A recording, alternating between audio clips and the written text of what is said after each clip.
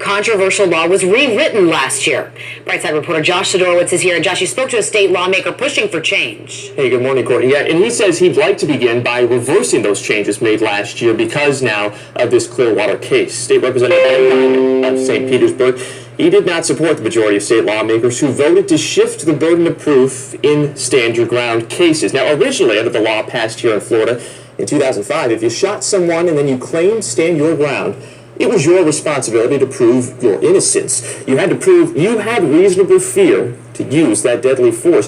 It was a very subjective process to begin with, but then fast forward to changes made last year, and now that burden of proof is no longer the responsibility of the shooter, it's the state's. Representative Diamond says it is simply tying the hands of law enforcement, and in the process, he argues, it's making us less safe.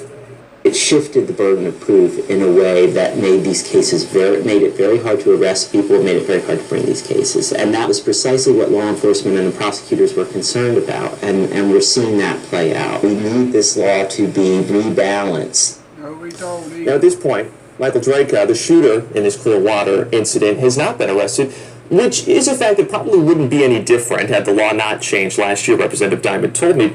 Right now, the state attorney's office is reviewing the incident that left Marquise McLaughlin dead, so we'll have to wait and see if any charges will be filed.